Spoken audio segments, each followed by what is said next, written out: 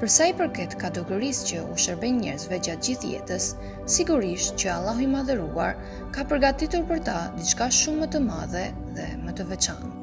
Në një tjetër transmetim të ardhur prej profetit të Islamit, paqja dhe bekimi i Allahut qoftë mbi të dhe mbi familjen e tij të nderuar, citohet që ai të ketë thënë kështu: janë disa njerëz të cilët Allahu i Madhëruar i ka krijuar për të ndihmuar njerëzit.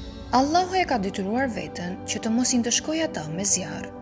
Në ditën e gjykimit, këta njerëz do të vendosen në vendqëndrim prej drite.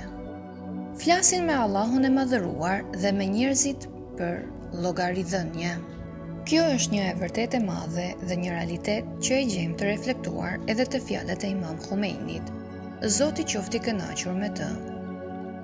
Ndihma më e vogël që mund të ofrohet banorëve të kasollëve, pra të shtëpive modeste, do ta gjeni te Allahu i Madhëruar ditën e gjykimit.